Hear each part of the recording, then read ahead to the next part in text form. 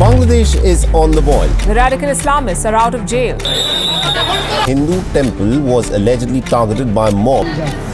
The organization is under attack there. Kind of legal safeguards there are. Days after the arrest of spiritual leader Chinmay Krishnadas, Two members of ISKCON were arrested in Bangladesh. Hindu people there took to the streets to demand equal rights and an end to discrimination. A photo went viral after the rally. It shows a flag hoisted above Bangladesh's national flag. জাতীয় পতাকাকে salute করে কিন্তু সমাবেশটা শুরু করেছিলেন। তো রাষ্ট্রদ্রোহের তো প্রশ্নই আসে না।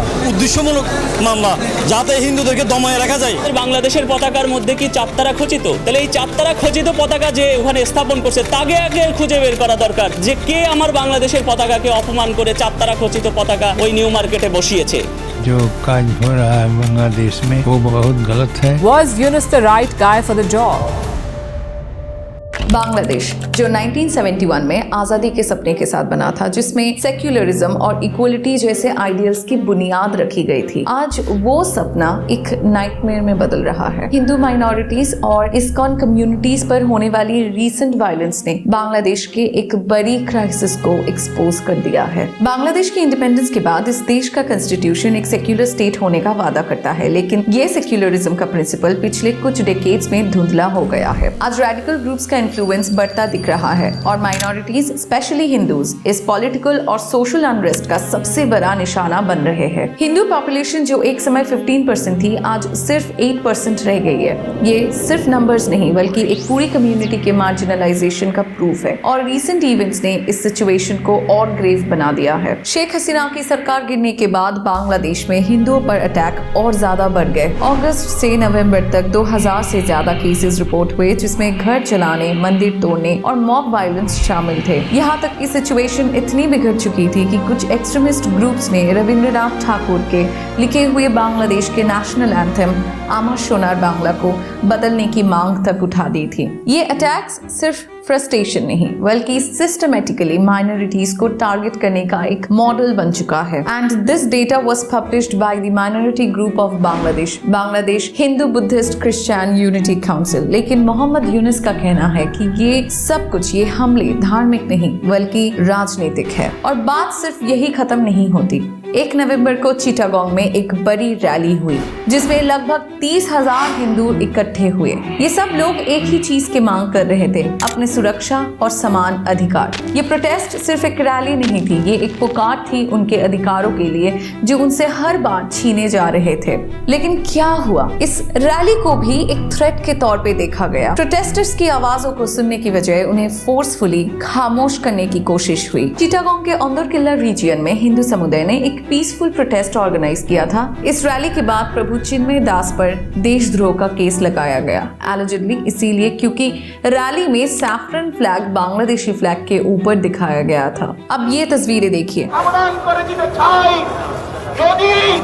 क्या ये बांग्लादेशी फ्लैग की इज्जत का मजाक नहीं है? तो फिर इन लोगों पर राष्ट्रद्रोह का केस क्यों नहीं लगता? या फिर कानून सिर्फ उन लोगों के लिए है जिनके खिलाफ पॉलिटिकल या रिलीजियस बायस हो? 25 नवंबर चिन्मय दास को ढाका से चिटागोंग जाते वक्त एयरपोर्ट पर पुलिस ने गिरफ्तार कर लिया बिना किसी सही वारंट के। ना तो उनके अरेस्ट का कोई स्पष्ट कारण दिया गया और ना ही उनकी बेल हुई।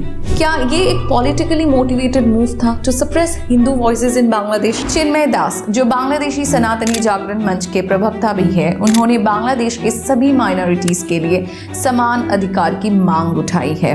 बांग्लादेशी अथॉरिटीज का कहना है कि प्रभु चिन्मय दास ने रिलीजियस सेंटिमेंट्स को प्रोवोक किया, लेकिन ग्राउंड रियलिटी ये है कि उन्होंने हमेशा कम्युनल हार्मनी और पीस प्रमोट किया है। ऐसे लीडर का अरेस्ट होना काफी क्वेश्चंस रेज करता है। क्या उनका ग्रोइंग इन्फ्लुएंस कुछ फैक्शंस के लिए एक थ्रेट बन गया था? रिपोर्ट्स के मुताबिक उन पर लगाए गए चार्जेस ना सिर्फ वीक है बल्कि उन्हें एविडेंस से प्रूव करना भी मुश्किल है। इस्कॉन डिवोटीज का कहना है कि ये अरेस्ट एक प्लान सप्रेशन का पार्ट है जिसमें उनकी वॉइस को साइलेंस करने की कोशिश की गई है। उन्होंने एक 8 पॉइंट प्लान तैयार किया है, जैसे कि सनातनी जागरण मंच माइनॉरिटीज के प्रोटेक्शन के लिए अपनी 8 पॉइंट डिमांड रखा है। इनमें minority protection law, minority affairs ministry और रिलीजियस एजुकेशन रिफॉर्म्स जैसे पॉइंट्स भी शामिल है। ये डिमांड्स ना सिर्फ हिंदुओं के लिए है बल्कि बुद्धिस्ट, क्रिश्चियंस और अहमदियास के लिए भी है। इस मुद्दे को लेकर कई जगह प्रोटेस्ट हुए, लेकिन इन प्रोटेस्ट को हैंडल करने का तरीका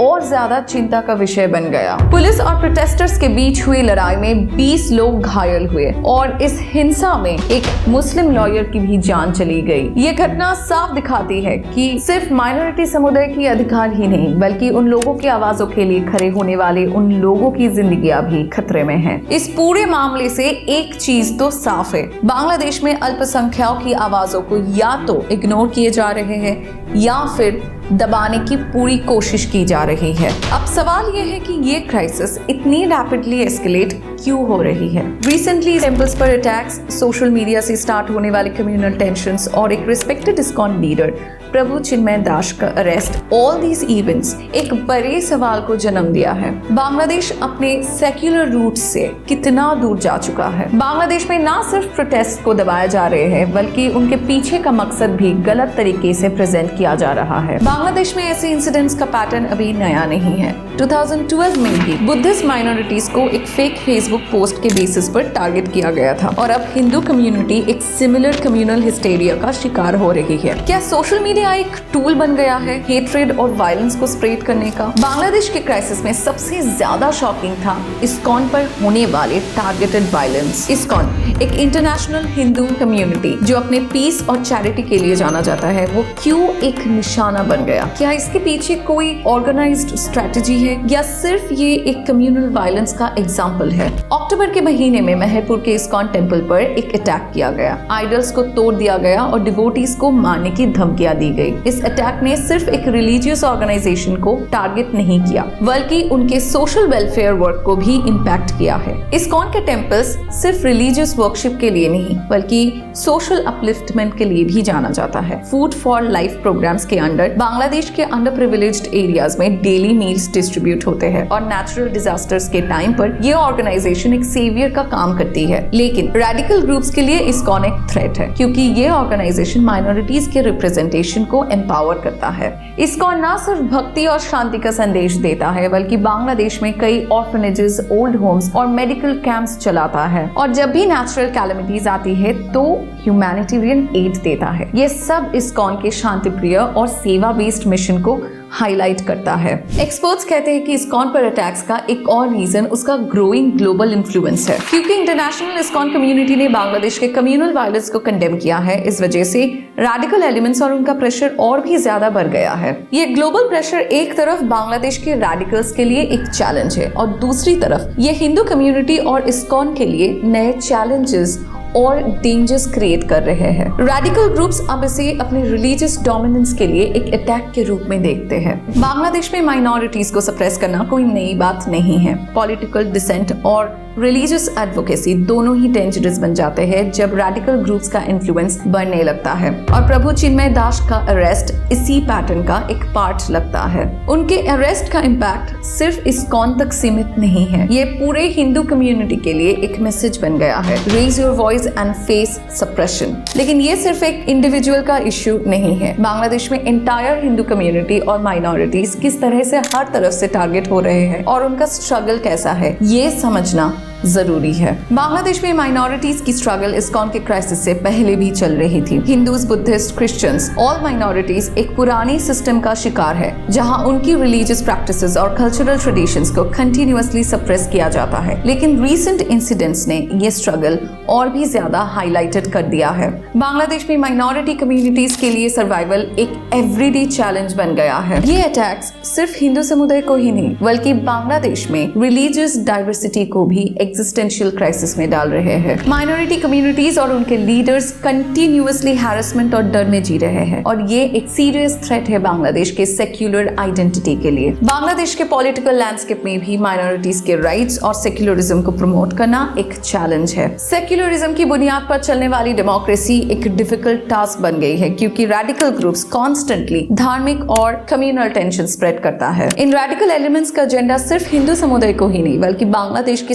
सेक्युलरिज्म को डिस्ट्रॉय करना भी है। क्या ये सिर्फ एक कम्युनिटी बेस्ड वायलेंस है या एक ऑर्गेनाइज्ड एफर्ट है जिसमें स्टेट की भी कुछ कॉम्प्लिसिटी दिखाई देती है? कुछ रेडिकल इस्लामिक ग्रुप्स जैसे जमात इस्लामी और हिफाजत इस्लाम कंसिस्टेंटली माइनॉरिटीज के अगेंस्ट वायलेंस को इंसाइट करते हैं। ये ग्रुप्स अपने आइडियोलॉजीज को स्प्रेड करते हैं जिसमें हिंदुइज्म और क्रिश्चियनिटी को फॉरेन रिलीजन्स के रूप में दिखाया जाता है। इन ग्रुप्स का गोल एक ही है, प्योर मुस्लिम स्टेट को एस्टैब्लिश करना जिसमें माइनॉरिटीज की कोई जगह ना हो। जमात इस्लामी जैसे ऑर्गेनाइजेशंस ने बांग्लादेश के पॉलिटिकल और सोशल फैब्रिक को डीपली इन्फिल्ट्रेट किया है। ये ग्रुप्स मुस्लिम पॉपुलेशन को रेडिकलाइज करते हैं और अपने टीचिंग से कम्युनल टेंशंस को प्रोवोक करते हैं। हिफाजत इस्लाम जैसे ग्रुप्स जो डायरेक्टली बांग्लादेश के पॉलिटिकल डिस्कोर्स में इन्वॉल्व है, इन्हीं एक्सट्रीमिस्ट आइडियोलॉजीज को मेन स्ट्रीम बना रहे हैं। कुछ एक्सपर्ट्स का कहना है कि ये रेडिकल एलिमेंट्स बांग्लादेश की स्टेट मशीनरी के थ्रू साइलेंटली सपोर्टेड होते हैं। जब वायलेंस होते हैं तब लॉ एनफोर्समेंट भी माइनॉरिटीज के अगेंस्ट होते हैं। ये रिफ्लेक्ट करता है एक सिस्टमैटिक इशू जहां अथॉरिटीज डायरेक्टली और इनडायरेक्टली रेडिकल एलिमेंट्स को प्रमोट करता है जिससे उन लोगों का एजेंडा